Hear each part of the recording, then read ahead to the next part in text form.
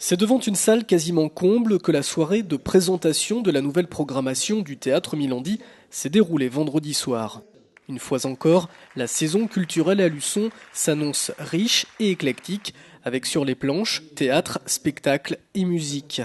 Comme chaque année, la programmatrice Alexandra Delisle-Perraudot et l'adjointe à la culture Fabienne Parpaillon ont veillé à obtenir un équilibre entre les différents spectacles afin que le public puisse retrouver sur scène le ou les genres qu'il apprécie. Alors ça va cette année depuis le cirque qu'on va retrouver donc sur les scènes du Milandi.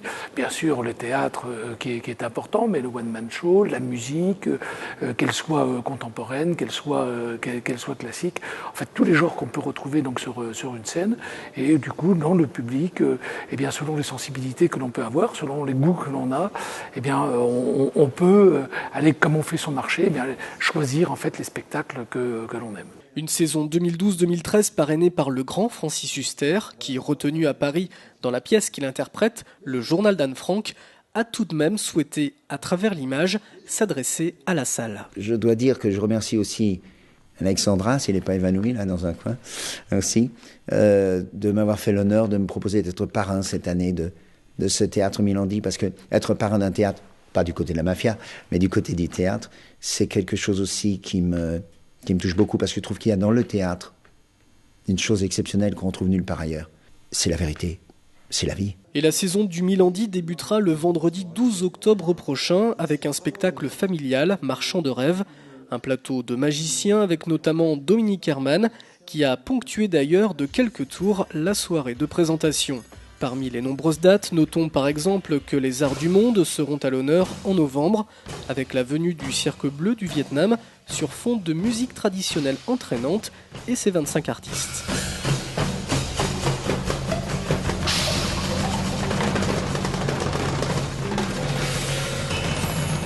La musique pop-rock soul électro s'invite début décembre avec la chanteuse aux accents 60s, Ornette, qui fera la première partie de Mani, qui interprétera les titres de son dernier album, Heroes of Today.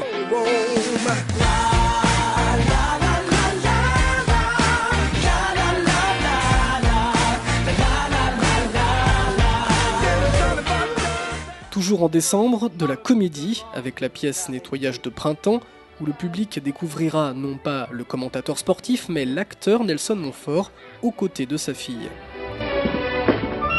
Jacques-Émile Delaville, bonjour. En janvier, ne manquez pas le one-man show de Jean-Claude Dreyfus qui rend hommage sans interdit à Raymond DeVos avec poésie et humilité. Du rire en février avec Sami Hamzian ou le conte de Boudherbala. Le public se laissera entraîner dans sa vision décalée et originale des grands thèmes de société. Est-ce que ça vous dit une initiation au rap? Ok. On écoute l'extrait, on en parle après. DJ.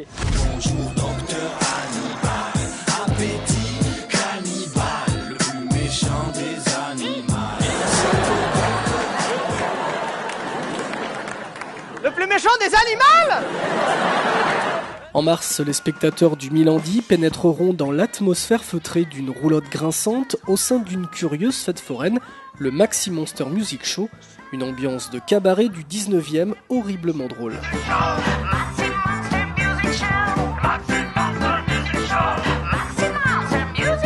En mars également, le public jouera l'enquêteur au sein d'une comédie interactive où un crime est commis dans un salon de coiffure. En avril, du théâtre musical avec le chant et l'humour des Seagirls qui fêtent la fin du monde. 4 filles absurdes, déraisonnables, mais aussi magiciennes, dans un esprit de music-hall. Le parrain du théâtre sera lui le 10 avril sur les planches dans Bronx, un one-man show dans lequel Francis Huster incarne 18 personnages. Une histoire universelle sur l'enfance dans laquelle est mise en avant l'importance de l'éducation, la transmission des valeurs et tout ce qui donne la force de s'affirmer et de faire face aux aléas de la vie. Et puis en mai, les amoureux de musique baroque vont se régaler les tympans avec Trauer Musique, l'oratorio inédit. Une œuvre jamais entendue en concert depuis 1724, C'est d'ailleurs le coup de cœur du premier magistrat de la ville. Donc les musiques qu'on va entendre là sont des musiques que l'on n'a pas entendues depuis plusieurs siècles, donc qui ont été retrouvées par un luçonnais qui a aujourd'hui une compétence reconnue dans le domaine de cette musique du XVIIe, XVIIIe siècle, et qui va venir et qui va le jouer tel qu'on le jouait à l'époque. C'est-à-dire qu'il va y avoir deux chœurs qui vont se répondre comme une stéréo. En fait, c'était la stéréo du XVIIIe siècle, avec un ensemble orchestral qui est assez important, et au milieu, donc, quatre solistes. Bref, il y en a pour tous les genres et tous les goûts. En sortant du théâtre, le public était ravi. On n'est jamais déçu d'ailleurs quand on vient. Une programmation très éclectique, beaucoup de spectacles à venir très intéressants, théâtre, cirque. C'est très varié, c'est ce qui est bien. Je pense que tout le monde trouve son bonheur. Donc après, on verra en fonction un peu de mon emploi du temps. Les spectateurs ont découvert en seconde partie de soirée le one-man show de Daniel Camus, en résidence une semaine au Milandi. C'était quand même super beau comme série. Au moins, on n'en voit plus des séries comme ça où on passe notre temps à couper du bois. Non ? Du rire face à l'humour de l'artiste et un public conquis, même ceux qui ont participé involontairement à sa prestation. Très bonne soirée. Oui, je me suis bien fait piéger par l'humoriste qui est très bon, c'était super. J'ai eu la chance d'être à la finale du Souffleur d'Arundel, donc j'avais déjà vu une petite partie de son spectacle, et là c'était l'occasion justement de voir le spectacle en entier, donc super, il n'y a rien à dire, c'est super. Daniel Camus, soulagé mais satisfait après sa sortie de scène et son 1h20 de spectacle. On se sent bien, on se sent soulagé. En même temps, c'est passé très vite, donc envie d'y retourner tout de suite presque, même si bien fatigué par la semaine. Mais non, c'était super. Je me sens bien. Je me sens.